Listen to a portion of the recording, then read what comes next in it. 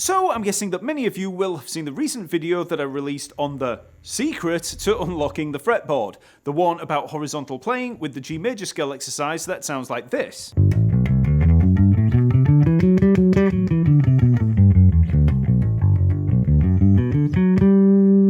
Well, today I'm going to expand on the concepts that I covered with another exercise that should help with moving around the fretboard through positions and that will break you out of that one octave box that we all find ourselves in as beginners. If you've not seen that first video, then there's a link in the info below, but don't worry, I'll be giving you a little refresher on some of the info as well. So, the secret that I talked about in that last episode was very simple. If you want to learn how to play horizontally along the fretboard instead of always playing vertically across it, then you need to learn horizontal lines. Learn scales, arpeggios, bass lines, and fills that run horizontally up and down the fretboard. If everything that you learn moves across the fretboard in one position, then you're going to get a lot of practice at playing in one position, but you're always going to find it hard to move up and down the fretboard because you just won't have any experience of it. The position shifts, the positions themselves, they're all going to seem alien and unnatural. Today, we're going to look at another exercise working on a sequence in C major that again works up the whole fretboard through a succession of positions, and it sounds like this.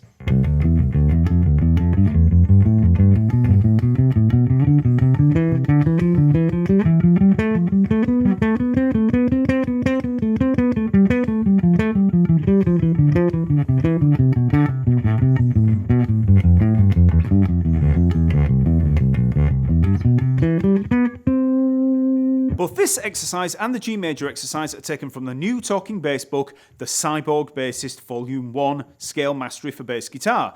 It's 96 etudes like this one, working through every key in turn. So yes, as a big plug for the book, if you want more exercises like this one, check out The Cyborg Bassist with the link in the description or the card.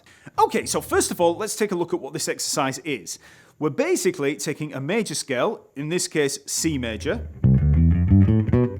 and running a scale degree sequence through it. The sequence is a 4-note grouping moving up through 3 scale degrees and then back to the starting note. So, for the first group, we have degrees 1, 2, 3, 1. Then we repeat on the second degree, which gives us 2, 3, 4, 2. And then on 3, we have 3, 4, 5, 3, and so on. So let's take a look at what this would be in a simple 1-octave scale box pattern. We'll use the C major scale starting at the 3rd fret of the A string. So for the C major scale, we're going to have C, D, E, F, G, A, B, C. I'm guessing most of you know that already.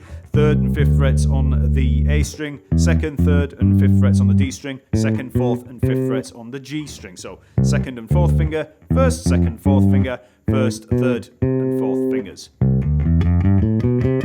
A good old C major scale. So now if we run the 1, 2, 3, 1 exercise through it, we get the following. We start on C, C, D, E, C, then up to the D, D, E, F, D, E, F, G, E, F, G, A, F, G, A, B, G, A, B, C, A, and then we can finish with B, C, D, B, and we're back at C. So all together.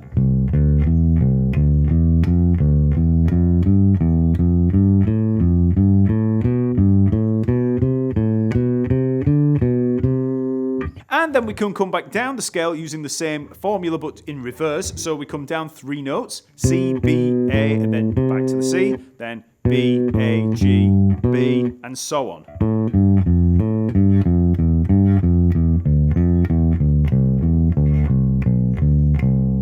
So for the whole exercise, up and down we have.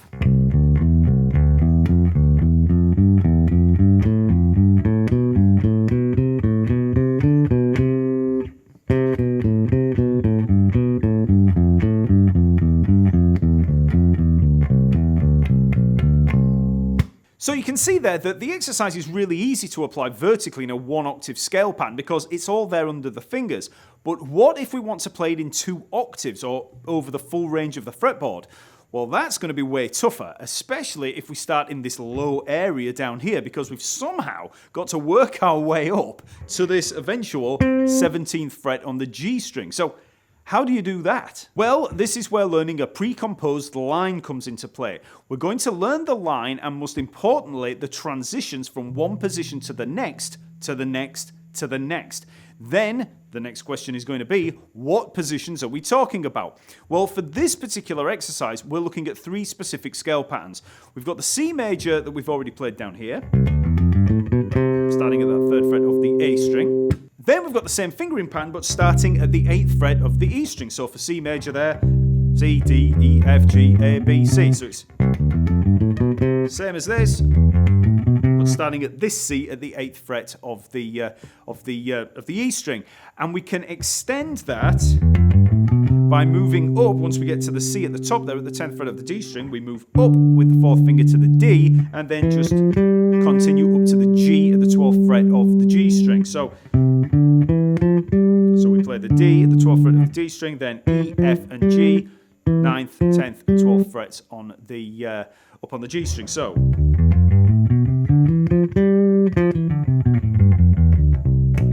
okay, so that's the notes of C major in that area, and then we can repeat this pattern that we had down here, starting at that 3rd fret of the A string, and just move it up to the 15th fret of the A string. Okay, so we've got this repeat of that same pattern, okay? Now, obviously, it's better to just see this as notes, but if you're looking at it as a pattern, you can see we're starting on that fret marker there, which is the same as that fret marker there. So it's just the same thing. So we've just made the most of the resources that we've got there with that very comfortable C major, because remember, there are many different ways to play a major scale. You could start on that 1st finger with that bigger stretch. You can start it on the 4th finger there. You know, play it here like this. All of those ways are legitimate ways of playing that major scale, but the one starting on that 2nd finger is the most common, and it's the most common for a reason, because it's the most comfortable. So that's our 3 positions. We've got this one down here, we've got this one here, and we've got this one here. And obviously you can also, if you wanted to move around in those areas, you can fill them out a little by, you can move down below, you can play the B there below that C, and up here, work down below, going down to the B, A, G, F. Okay, so you can fill out in those areas, but for the sake of this exercise, we're just going to be using the basic positions that I've just shown you. So now let's work through the exercise. Now I would say get it down in that vertical position there. Get it down in that position first, just so you've got an idea of what you're actually doing with the grouping, and then you can try playing through this. So we start on the C again, we just work up just as we did before. But when we reach that G for the first time, the 5th fret of the D string, as we come up on this E, F, G, we can switch to the E here at the 7th fret of the A string as our position shift. Now, to many of you, that might seem a little bit odd, because that's still part of one of those groupings where we're moving halfway through the grouping, but that's the secret to this actual to this exercise. We're picking the correct moment to use a doorway as a transition into that next position. So then we're on the F there, and now we can start working up through this position. So we're on the E there, so on the F, then so just work up.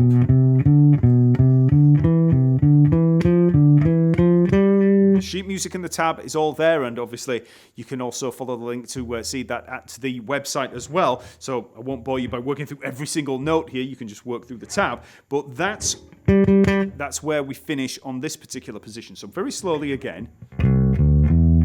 First one, second one, then, and there's the shift. Then position shift up to the B. So that's with the first finger from the A up to the B. And now we're still continuing up. And And then just as we did down here, when we played the E, F, G, and then to the E, we've got the same thing again, E, F, G, E. And then we make this position shift up into this top position. So here we are at the E again. So.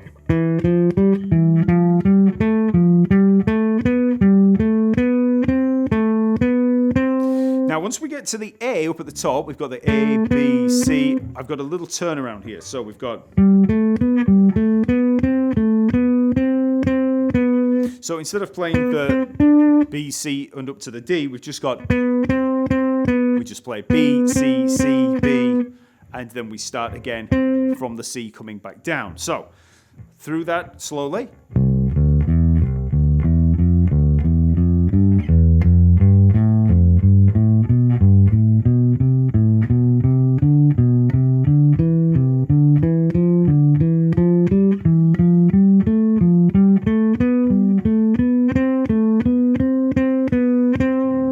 And we're at that top C. So before we make the descent, let's just have a look at one of the position shifts in there. So when we come up in this first position, everything's fine until we have to shift to this E at the 7th fret of the A string. So if you're having any problems with that, if you're, scuffing it at all, just isolate the move. Just get used to that shift from the 4th finger on the 5th fret of the D string to the 1st finger at the 7th fret of the A string. Full note duration. You don't want a staccato note. You don't want that. It's got to be ba ba ba. So full note duration all the time. And we have that same move at the top. So again, if you're having problems, just isolate that move. And this is one of the great things about these exercises. You get so used to making these position shifts that you're just going to improve your technique no end. So now let's start our descent. So we're up here at the C at the 17th fret of the G string. And remember, we come down C, B, A, C. Okay, so down 3 notes and back. So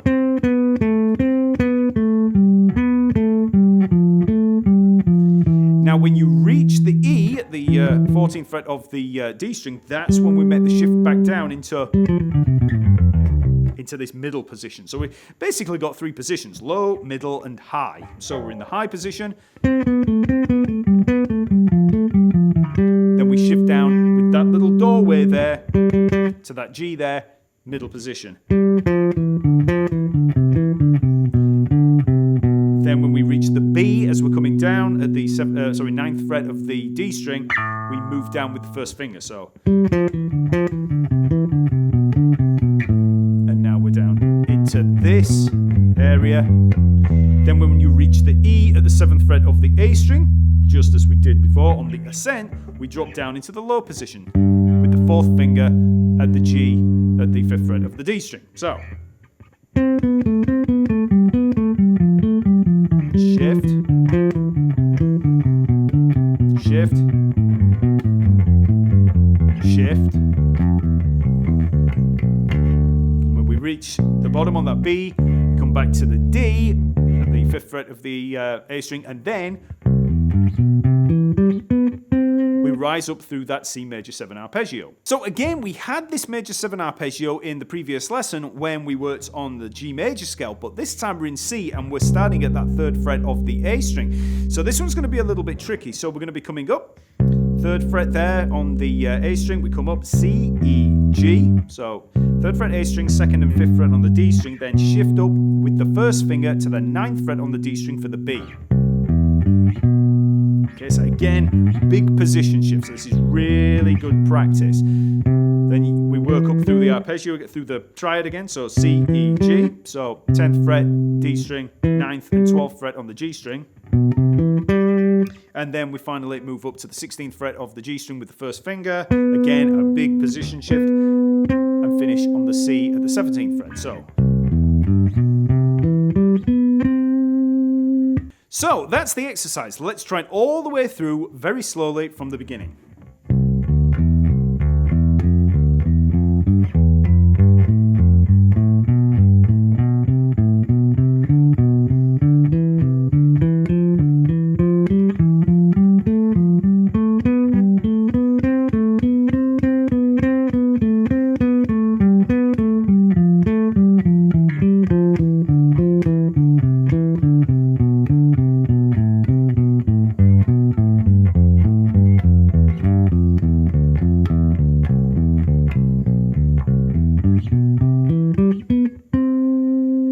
So you want to learn this slowly. Take your time. Don't rush working through it. Work on each position shift, focus on those position shifts. And, doesn't matter if you're out of time, anything like that. Don't play to a metronome, nothing like that. It's not a speed exercise. It's not a rhythm exercise. It's simply a melodic exercise working through those positions. So, however you're going to have to play it, to get it under your fingers, just work on it until you can just play the line. Also, don't worry too much about the theory behind all of this. Just learn the line as an exercise. Get that down first. Then you can analyze the positions, look at the scale degrees, all of that stuff, see the positions as you move through them. You can do all of that later. And this is the idea behind the Cyborg Bassist books. Treat them as robotic lines that you can just run for the sake of running. All of the other stuff is going to become apparent as you become more and more comfortable with the exercise. But the exercise comes first. The analysis comes later. And like I said, the key here is to have a horizontal line to practice. The more you play horizontally, the less you'll fear that horizontal movement. The more comfortable you'll become with moving outside of that restrictive 1-octave box shape. Like I said, the ebook is available over at the Talkingbass website. We've got an opening sale discount running at the moment that comes to an end this weekend, so get over there quickly if you want to grab a bargain. The link's in the description and the card, and I'll see you next week.